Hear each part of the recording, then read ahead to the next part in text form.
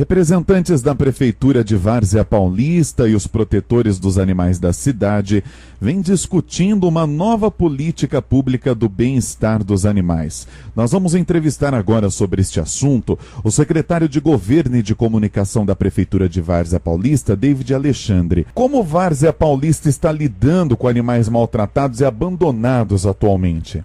Olha, a gente, logo que o prefeito Juvenal Rota assumiu o mandato, a gente fez uma tentativa, né, de começar um trabalho experimental nas imediações ali do bairro do Mursa, na antiga escolinha do Rocha, para quem é morador de Várzea Paulista conhece, e a gente conseguiu até um certo sucesso com a iniciativa, mas a gente começou a se deparar com muitas dificuldades, né, tanto da forma de fazer, né, qual é a melhor maneira de abordar a questão, tanto quanto com a questão de financiamento, haja visto que a gente não tinha previsão orçamentária para essa medida. Então, foi por conta disso que nos últimos dias a gente já promoveu 2 reuniões com os protetores da cidade, que são as pessoas que detêm o conhecimento, detêm muito mais informação do que a gente, né, que acabou chegando agora aí na administração, e tem sido uma experiência muito rica, onde o poder público tem sido coadjuvante. E essas pessoas que tanto amam os animais e que conhecem também, né, as melhores práticas com relação ao bem-estar animal, têm nos trazido muitas informações para que a gente possa construir uma política pública voltada para essa área. E são muitos casos em Várzea Paulista, secretário? Muitos casos, infelizmente a gente ainda assiste, são vários os problemas relacionados a essa área, né? Desde proprietários que maltratam os animais, né, e que por conta disso são alvo de inúmeras denúncias.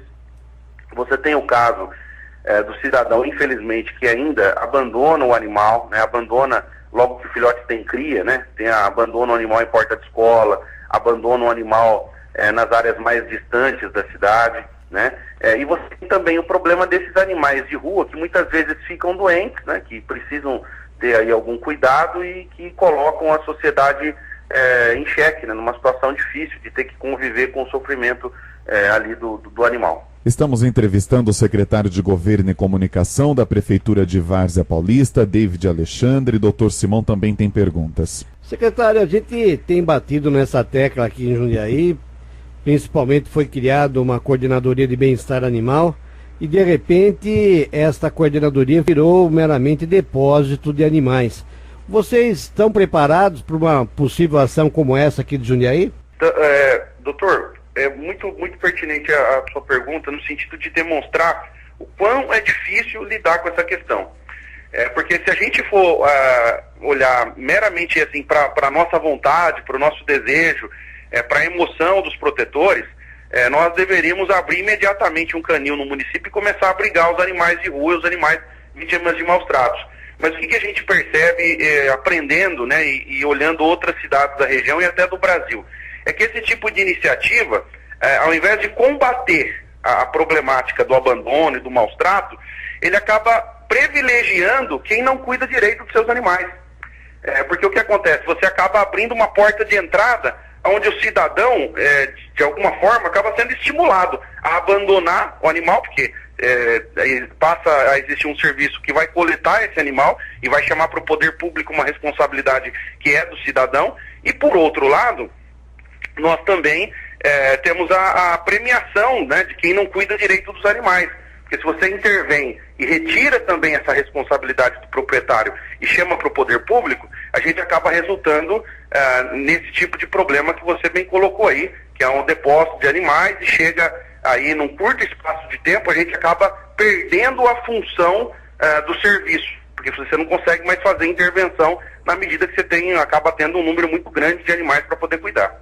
Secretário, e o grande problema é que muitas vezes esses animais não cabe a adoção responsável, tendo em vista que são animais velhos, muitos doentes, alguns deles até em situação de pós-atropelamento, com trauma, né? Na verdade, o cidadão aproveita de uma organização do poder público para se desvencilhar de um problema.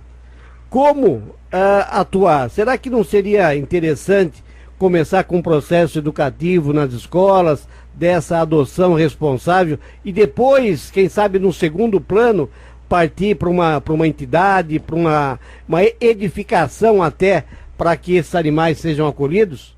Doutor, nosso aprendizado, né, com a sociedade, né, eu tenho dito que foram 2 encontros onde os atores principais foram de fato os cuidadores, né? Eu pessoalmente tenho aprendido muito nessas conversas. A gente chegou exatamente nessa conclusão. Tanto que dentro da nossa pauta, a gente não colocou dentro da nossa pauta como meta o poder público assumir o cuidado de todos esses animais. Mas sim fazer, como o senhor bem colocou, uma campanha educativa nas escolas, incitar a população para que ela denuncie, né, esse mau cidadão que ainda abandona o animal, que ainda, de certa forma, mutila os animais, trata os animais domésticos que são de suas responsabilidades de forma equivocada, né? Realizar também uma coisa importante, e nisso também é uma contribuição dos protetores que trouxeram essa sugestão, é fazer mutirões de castração nos bairros, né? Porque se a gente começar a fazer a castração tanto dos animais de rua quanto dos animais domésticos, existem estudos que mostram que dentro de 10 ou 20 anos, né, o problema começa a ser reduzido. Então, o nosso trabalho é exatamente nesse sentido, doutor, e de, inclusive, envolver outros setores da sociedade, como, por exemplo, o Poder Judiciário, né, e a própria polícia. Por quê? Uma das queixas que os protetores nos trouxeram, isso muitas vezes até por falta de conscientização, nós mesmos que somos governo, que temos vontade, muitas vezes acabamos negligenciando a forma correta de abordar as questões. Mas uma coisa que acontece é que tem uma lei federal, por exemplo, doutor, que pune o maltrato de animal.